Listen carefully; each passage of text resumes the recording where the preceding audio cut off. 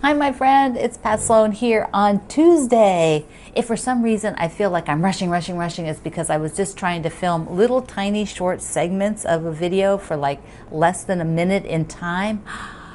I talk too much to do anything that's less than a minute. So I have to breathe back to regular timing. I don't have to feel like I only have 60 seconds to talk to you. That's okay, so today is supposed to be the old school block of the month, which it is, except I was having, I guess I had a brain fog because I tape the videos before the day that they air. And so I don't have the old school block of the month today when I tape this. So I am going to do it on Thursday. And so from the calendars forward, I'll probably have them 2 days after. I'll probably have them on the 14th generally, or, so it'll be after Kim releases them and puts them on her website. Now, if you can't wait for me, you can go to Kim's website, and I have a link below for that. It'll be out there at some point today. I don't know what time she is releasing them. This is the first one for January. So hang on another 2 days. That'll give me 2 more days to figure out what fabric I'm going to use. No, actually today I'll have to figure out what fabric I'm going to use and make the quilt, make the block rather, so that I can do it in my video for Thursday. Okay. So what would be our challenge today? Remember I said that I would have the sort of pop-up challenges during this whole month because we're having organizing. We're already doing like a daily, toss it out, like find something you can get rid of, if not daily, at least every few days. Say, okay, I'm gonna go through, see what I can get rid of. And no, your milk carton you just finished doesn't count. Somebody asked me that. No, that doesn't count. So what I want you to do today is look at your rulers, because rulers do wear out. When you're slicing, you often will be cutting, like shaving a little bit of that plastic away. It happens. So sometimes your rulers actually end up with this little curve on the edge. The numbers wear off, so you can't really see them. You've upgraded to better quality rulers, so those older rulers that you had from 20 years ago, you're not using anymore. You might have bought a specialty ruler and used it once and then determined maybe it didn't suit you, or you probably won't do that project again, another one. So these are all rulers that you can let them go. And if not that, just organize them. Like I have a bit of an issue with the smaller ones because I actually have a drawer. I have a drawer in the cabinet back here, and it has the rulers, all the smaller ones, just sort of stacked in there. I'm not sure what would be a better plan for them. It'd be probably better if I could have a vertical container like this, which has rulers in it. That might be what I really need. But the thing is, I don't know if I have a container, enough rulers to fill like this whole container. Maybe I do. But I keep the small ones there. Here in my koala table, there is a pull-out, which is often this is really made for the hoops that people have for embroidery hoops. So that's made for hanging embroidery hoops. But I have rulers down there and a sanding pad. But those are ones I don't use all the time. Then over on the other side of the table where I actually work is where I put the rulers I use all the time. And then I have a few more out on another rolling assistant on the end of this table. But speaking of rulers I use all the time, Sandy, is it Sandy or Sheila? No, Sheila. Sheila asked, besides the obvious long ruler, what other rulers are your go-to sizes? So I thought I would just go and get the group of rulers. These are the rulers that I use all the time.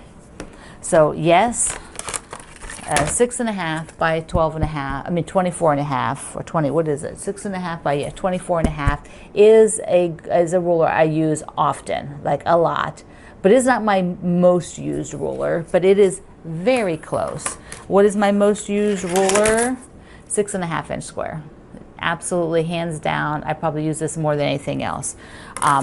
Then I use the long ruler, but in equal part using the long ruler, I have a 6.5 by 12.5 that I use quite a bit, because if I don't have something for that's as long as the long ruler is. I just have shorter pieces I'm working with. I feel like I have a bit more control with this shorter height. So this is the 12-inch. When I'm doing half square triangles, I use the Quilt in a Day ruler for trimming them. That is my favorite way to do it if I'm not using a die cut machine to cut the triangles. Now the other two that are my sort of lowest of the most used, is that a thing? Is a 12.5-inch square. I also have a 20.5-inch square, which I use, but you know, when I've got squaring up quilts or great big blocks. And then I like this little ruler, my friend's ruler. I use this often for drawing or cutting across small things. I don't know why, I just like this size because this is, you know, not as wide or as long as this guy, and it's longer for me to draw lines than the 6.5-inch square. So if I have to do diagonal lines across a square, this is what I draw with. So I often pull this one out. It's at the top of a rolling assistant that's on the end of my counter over there, which has my rotary cutters in it and all that kind of stuff. So this sits there as well, so I can just pull it up, as does the Quilt in a Day ruler. That one is also, these two are on the end in that rolling assistant. So Sheila, those are my go-to set of rulers. And then I have masses of specialty rulers and other rulers people have given me to try out, like, you know, to see if I would like using them. This is one of the ones I'm going to try. It's a 6.5-inch square. It's one of Tula Pink's, and it has different line markings. You know, every ruler has different line markings, and so I'm just going to put these down here. Hold on, let's come down. So you can just see in the fact of a 6.5-inch square, which you would think, like, you know, like how different could those be? But they are. The markings are different. There's much more distinct markings here. They're very subtle markings here. You only have numbers on two sides. Same with this. Well, no, this has 4 sides, but these also flip. So it's got one side they read full numbers, the other side they read the half numbers. This has a much stronger grid system, but everything is still over here. Like this is kind of neat because it has little plus marks at each intersection, which helps you for lining things up. So they're all different. This just has a lot less information on it, but it's got a cool unicorn. So just depends on what you're looking for, I guess. But it's a nice ruler, and it's pink. It's pink. So I have to say thank you to Sandy, who sent this card. Plus, oh, it's so cute. Look. She found elephant bookmarks. Oh my goodness, I'm so excited. Aren't they darling? And then she made me a little key fob. So cute, so cute. Thank you, thank you, thank you, my dear. They are wonderful. So I want to wrap up this, just a minute or two here for this segment today, talking about how we're sort of approaching our hygge, our coziness, our working with our system, working with our home, working with what we do, our plan, all of that wrapped up. One of the other words that is out there for us to think about, and you may have seen it, you may not have, and that is mindfulness. Mindfulness is another, I think of it as like a partner. It's like a partner to hygge. It's a partner to being cozy. It's a partner to well-being. Mindfulness, I wrote this down, so I'm going to read it because it's not very long. Mindfulness means living like it matters day in and day out, moment by moment by moment. So it's a kind of a practice of just being sure that you're slowing down, being sure that you're enjoying everything that's going on. I think it's hard. I know it's hard for me. It's hard for me right now when I just feel like I'm waiting for everything to go back to normal. Things won't be like they were before the pandemic, but I I have a tendency to just sort of put myself in a holding pattern. Then when I broke my wrist, that made that holding pattern process even more locked into how I was thinking.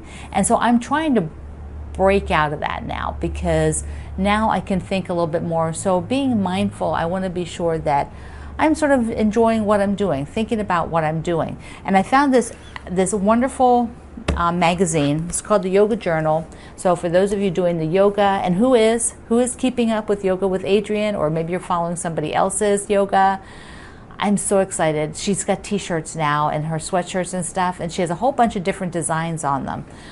So last year I didn't buy the t-shirt because I didn't do the whole thing. I didn't even start in the beginning, but I am getting one this year. So anyways, I found this yoga journal, and it has a whole bunch of stuff about mindfulness. And so it's very lovely. It tells you encouragements. It gives you sort of how to go about doing this in a fairly practical way. Then I'm also going to link you to this book, because it is a book on mindfulness written by the same lady that I liked her Hygge book.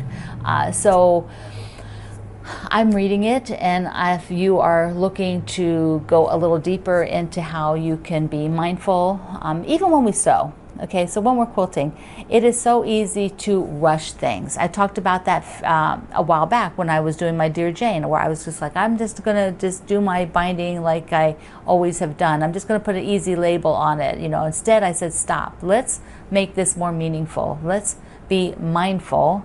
Let's do this, my word do. Let's do this the way I really want to have it done. Not the proper way. It's the way I really want to have it done. I didn't really want to rush, but I went into my rush mode. I rush a lot of things because I have to produce a lot of stuff for my business. So I tend to be on deadline. It's deadline, deadline, deadline. So when I don't have to be on deadline, I forget I don't have to be on deadline. And so I rush and I don't enjoy the process. And instead, I step back on that one. I did what I really wanted to do, and I'm super happy I did. And that's the stuff that you can look at in your daily life and see what's going on for you, and what maybe you can do to be sure you are mindful, be sure that you are doing the things that you really want to be doing, and not sort of just pushing through to get it done. All right, my friend, thank you for being here. Thank you for hanging in day in and day out. And so sorry about the brain fog on the old school block of the month, but we will do that on Thursday after I download the block today and make it, and then film the daily video with it in it. So okay, I love you. See you online.